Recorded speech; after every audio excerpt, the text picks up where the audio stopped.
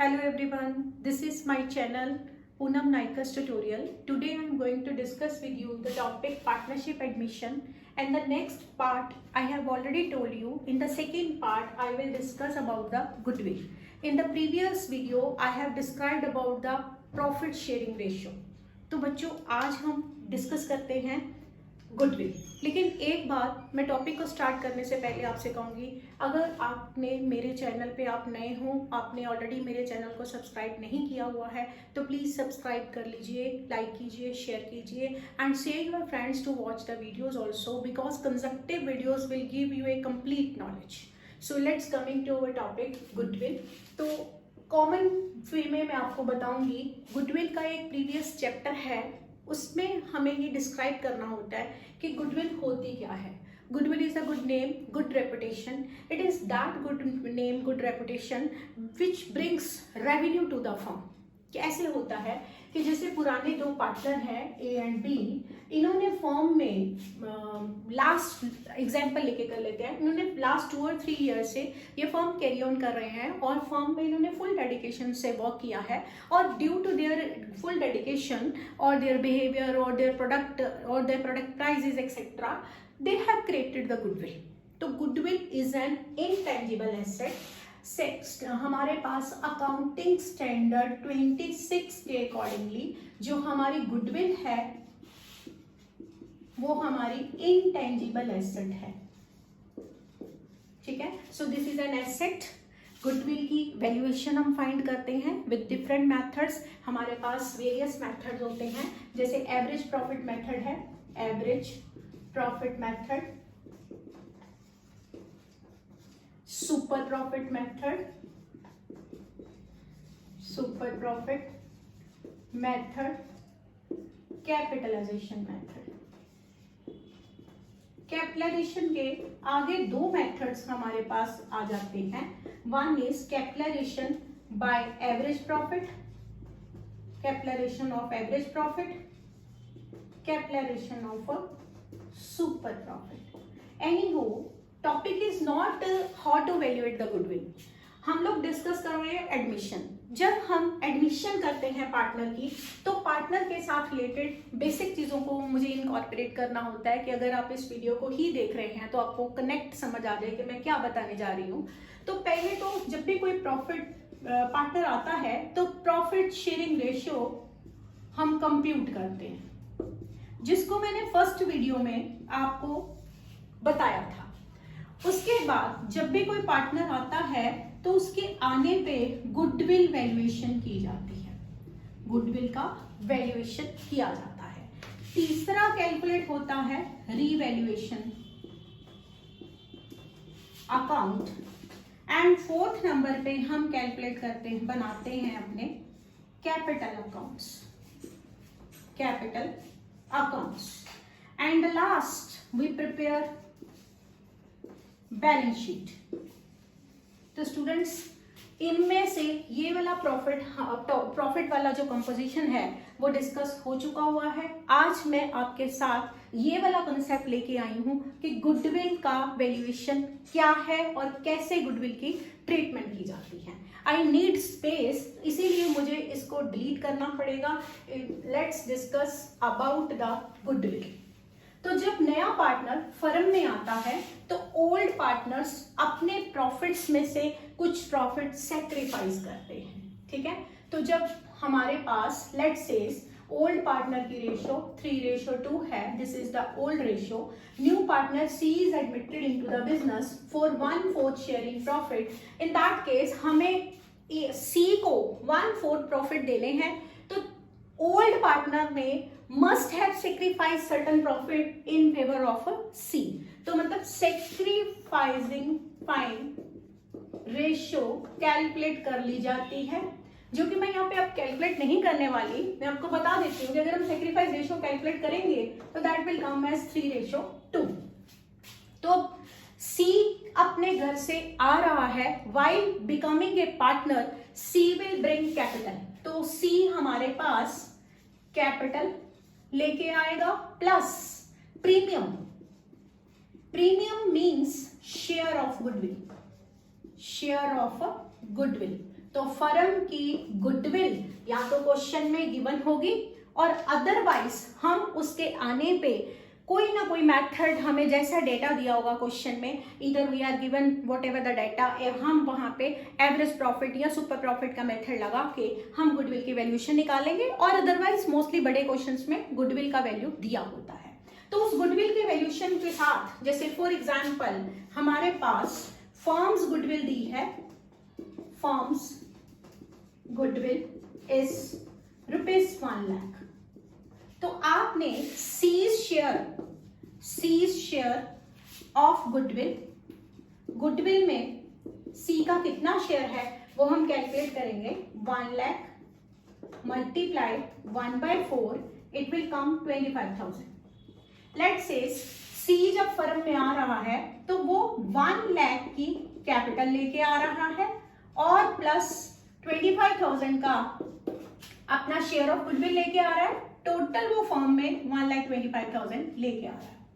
तो इस केस में गुडविल का प्रपोर्शन हमें क्लियर हो गया कि जब भी फर्म में कोई पार्टनर आएगा तो वो कैपिटल भी लाएगा और प्रीमियम भी लाएगा। Premium means share of goodwill का शेयर हमने कैलकुलेट कर लिया। अब हम इसकी अकाउंटिंग ट्रीटमेंट पे आते हैं कि जर्नल एंट्रीज हमें क्या करनी होंगी। इन दैट केस हमें सबसे पहले तो एंट्री लेनी है cash account debit with 1,25,000, because firm में 1,25,000 से कैश आ रहा है, उसमें seize capital account 1 lakh rupees है, दिस वन, और सीज प्रीमियम मतलब जो वो प्रीमियम लेके आ रहा है, गुडविल का शेयर लेके आ रहा है, दैट इज 25,000। फिर ये प्रीमियम जो है ये वो ओल्ड पार्टनर को डिस्ट्रीब्यूट कर दिया जाएगा। नेक्स्ट एंट्री करेंगे प्रीमियम अकाउंट डेबिट 25,000 से टू एस कैपिटल। अगर पार्टनर की कैपिटल फ्लक्चुएटिंग है तो आप यहां पे कैपिटल वर्ड यूज करोगे। अगर पार्टनर की कैपिटल फिक्स्ड है तो यहाँ पे करंट अकाउंट यूज किया जाएगा। तो एस कैपिटल अकाउंट, बीस कैपिटल अकाउंट। तो 25,000 को हम उनकी सेक्रीफाइस रेशो जो कि 3:2 है इसमें डिस्ट्रीब्यूट कर देंगे। तो करेंगे तो ये आ जाएगा हमारे पास 15,000, दैट विल कम 10,000। ये हमेशा याद रखिए, यहां हमने सेक्रीफाइंग रेशो यूज करनी है।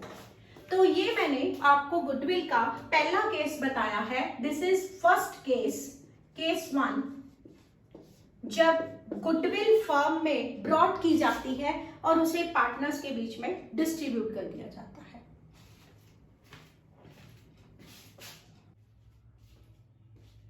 अब हम आपके साथ सेकंड केस, फर्स्ट केस हमने डिस्कस कर लिया है। अब मैं आपके साथ सेकंड केस डिस्कस करूंगी, when goodwill brought and withdrawn. When goodwill brought, distributed and withdrawn by old partner। ऐसे होता है जब नया पार्टनर गुडविल ले आता है, नया पार्टनर गुडविल आएगा। सेम एग्जांपल लेके कंटिन्यू करते हैं। Cash account debit with 1,25,000 to seize capital with 1 lakh to premium account 25,000 being narrate हम करेंगे being capital and premium brought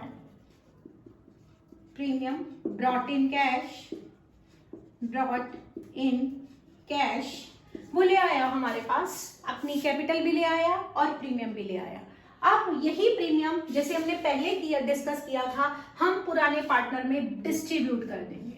तो प्रीमियम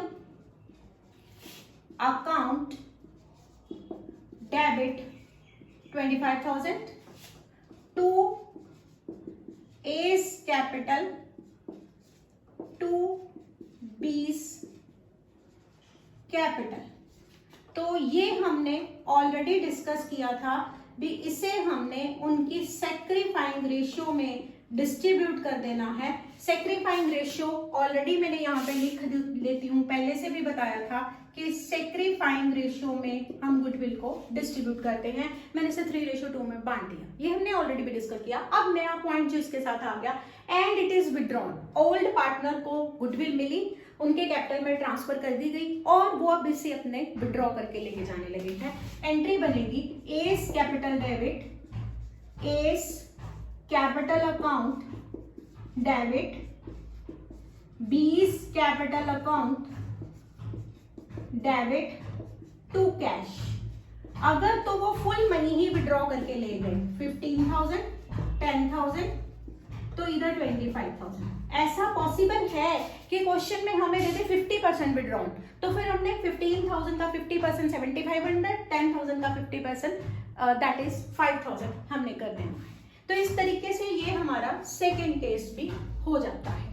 अब हम करते हैं अपना थर्ड केस। अब हम अपना थर्ड केस करते हैं। इस केस के साथ related third, when he brings goodwill but less than required. Example में ऑलरेडी मैंने आपको बताया था, जैसे हमने लिया था फर्म्स गुडविल हमारी 1 लाख थी, तो वो 1 लाख की गुडविल में से उसका शेयर हमने लिया था, मैं यहाँ पे लिख रही हूँ 1 लाख के साथ 1/4, that was his share was 25,000। But अब मैं जो केस आपके साथ डिस्कस करने जा रही हूँ, ये केस है when he brings goodwill but less than the required. In that case 25,000 goodwill बनती है, but he is unable to bring the full amount of goodwill. In that case वो let's say के 15,000 ही ला पाता है।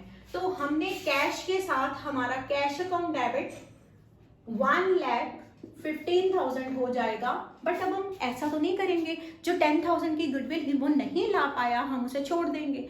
गुडविल तो अगर उसके प्रोपोर्शनेट में 25,000 आती है वो उसे देनी ही पड़ेगी, but he is unable to bring the cash at the same time. तो बाकी का जो 10,000 ही अनेबल्स टू ब्रिंग, हम उसके करंट अकाउंट में हम यहाँ पे एक नया अकाउंट खोल देंगे, C's current account, C's current account debit 10,000। मतलब कहने की बात है हमें 25,000 पूरे करने हैं। अगर वो 15 घर से ले आया है तो बाकी के 10,000 से सीज करंट अकाउंट खुल जाएगा। अगर वो घर से 5,000 लाया है, 20,000 नहीं लाया है, तो 20,000 से खुल जाएगा अकाउंट। मतलब बाकी का बचा हुआ पैसा हमने डेबिट कर देना है, अमाउंट पूरी कर लेनी है, सीज करंट अकाउंट में डाल देना है। ये सीज करंट अकाउंट डेबिट है, ऑब्वियस है, ये बैलेंस शीट की एसेट साइड में शो किया जाएगा, वहां स्टैंड करेगा। अब हमारे 25,000 पूरे हो गए। सेम वे से हमने यहाँ पे 25,000 यहाँ पे गुडविल के ले लिए और यहाँ पे हमारे पास 1 लाख आ गया।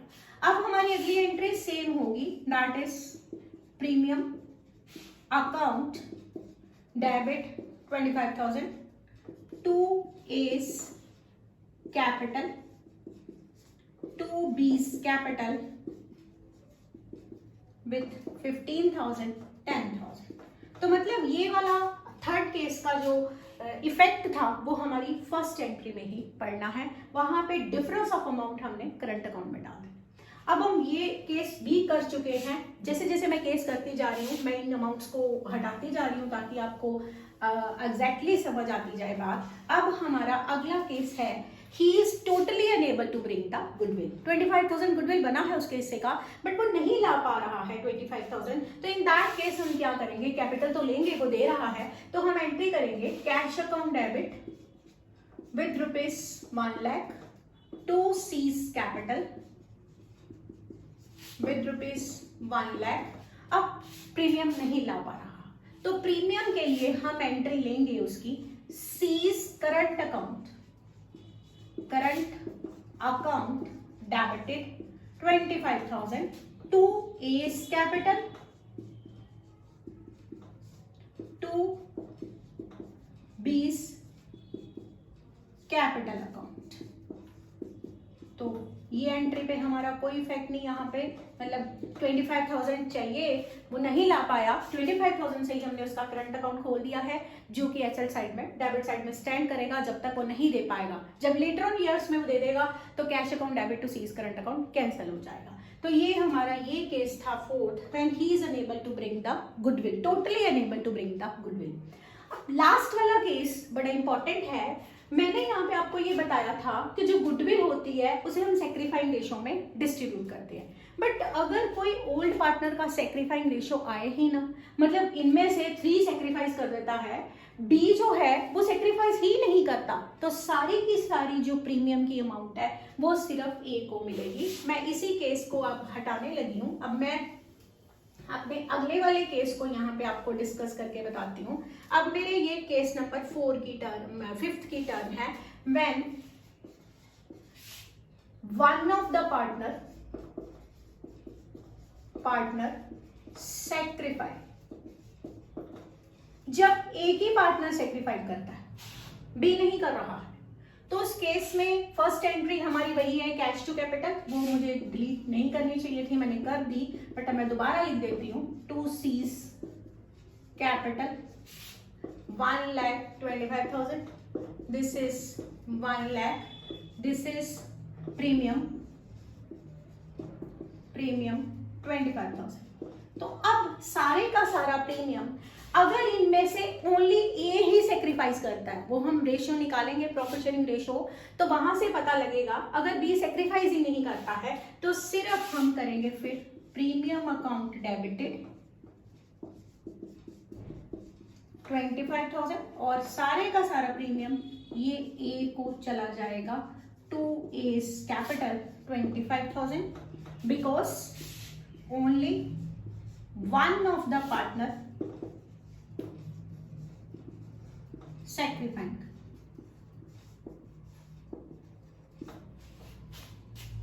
अब अगर कोई पार्टनर सेक्रीफाइस करने की बजाय गेनिंग पे आ जाए तो फिर ये केस भी हमारा हट जाएगा। ये हमने 5th वाले पार्ट को ही आगे 6th पार्ट में कन्वर्ट कर देना है।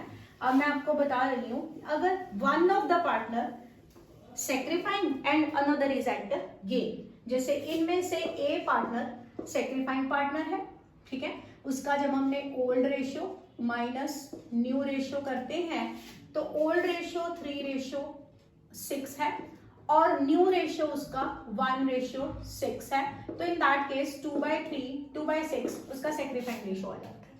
अब बी पार्टनर का ओल्ड रेशियो 2/6 है और उसका न्यू रेशियो 3/6 है, तो इस केस में -1/6 आ जाता है। मतलब ये वाला पार्टनर सेक्रीफाइस करने की बजाय गेनिंग पे है।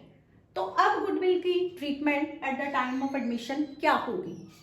इन दैट केस हमारी फर्स्ट वाली एंट्री सेम ही रहेगी, जैसे वो गुडविल ला रहा है तो कैश अकाउंट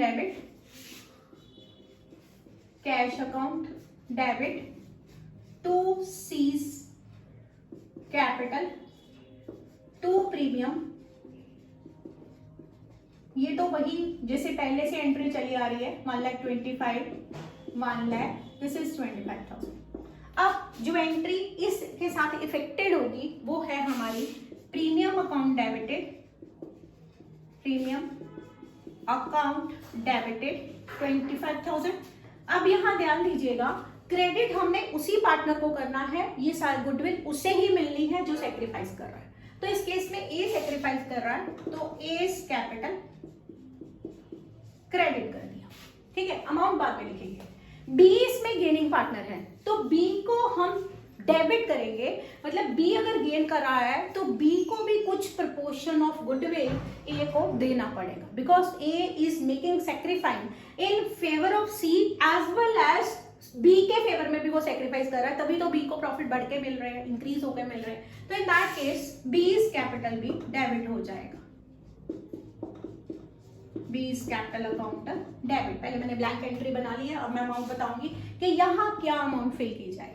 हमने लिया था फर्म की गुडविल 1 लाख, अब उसके साथ आप बी का ये वाला जो पूरे का पूरा प्रोपोर्शन आया है न्यूमिनेटर डिनोमिनेटर वाला 1/6 इसके साथ मल्टीप्लाई कर दीजिए। जब आप इसके साथ 1/6 मल्टीप्लाई कर देंगे तो ये हमारे पास 16,667 इतनी अमाउंट राउंड फिगर करके आ जाएगी। तो ये वाली अमाउंट हम इसके साथ लिख देंगे। तो यहां पे हमारे पास 41,667 ए को हमें देना पड़ेगा। इन कंक्लूजन मैं आपको ये सारा समराइज कर देती हूँ कि जो टॉपिक है गुडविल वाला, ये इंटेंजिबल है एसेट और ये अकाउंटिंग स्टैंडर्ड 26 के अंडर आती है। तो क्या डिस्क्राइब होता है, हमारे पास जब कोई पार्टनर आता है, नए पार्टनर को ओल्ड पार्टनर अपने प्रॉफिट्स में से कुछ प्रॉफिट सेक्रीफाइस करके देते हैं। सेक्रीफाइंग रेशियो, वो सेक्रीफाइस कर रहे हैं, तो इसीलिए उनको जब नया पार्टनर गुडविल लेके आता है, वो सारी की सारी गुडविल ओल्ड पार्टनर ए और बी में डिस्ट्रीब्यूट कर दी जाती है in the sacrificing ratio. Goodwill brought and retained का मतलब है गुडविल आई, जैसे ये एंट्री हुई, गुडविल आई, प्रीमियम क्रेडिट हुआ, अब प्रीमियम डेबिट कर दिया और ए और बी में डिस्ट्रीब्यूट कर दिया इन सेक्रीफाइस रेशियो। बी में क्या हुआ, तीसरी एंट्री पास कर सकते हैं, गुडविल आई, cash account debit to good premium, premium account debit to A's capital to B's capital, उनके अकाउंट में ट्रांसफर कर दी गई। एंड थर्ड दे विड्रॉ, वो उसे घर पे ले गए, मतलब A's capital debit B's capital debit to cash. जितना क्वेश्चन में कहा होगा सेकेंड एंट्री में जितना ट्रांसफर हुआ है उस पे वो प्रपोर्शन लगा देना। When he is unable to bring the goodwill, जब वो कुछ गुडविल ले आता है कुछ नहीं ले आता, इनमें से 25,000 में से 15,000 ले आया और 10,000 नहीं लाया, तो उसके 10,000 से हमने सी के करंट अकाउंट को डेबिट कर दिया, मतलब हमें 25,000 पूरे चाहिए। When one of the partner is at gain, वो भी मैंने आपको क्लियर किया, जब एक पार्टनर को गेन हो जाता है तो instead of making him credit हम उसे क्या कर देते हैं, डेबिट कर देते हैं। और जो पार्टनर सेक्रीफाइस करता है, यहाँ मैंने एक पार्टनर लिया है, अगर बचे हुए ABCD 3-4 पार्टनर होते तो जितने पार्टनर सेक्रीफाइस करते वो क्रेडिट में आ जाते। So this was all about the calculation of goodwill at the time of admission. In my next part of the video, I will discuss how to prepare the revaluation account and simultaneously I will give you a long question भी आप एक 6 marks के question को कैसे solve करोगे exam में, क्योंकि ये सारी चीजें एक बड़े क्वेश्चन का पार्ट होने वाली है या फिर आपको MCQ के अंदर आने वाली है। So thank you so much for watching this video, and if you like these videos and all the other videos, please share it with your fellow friends, subscribe my channel, and once again thank you so much.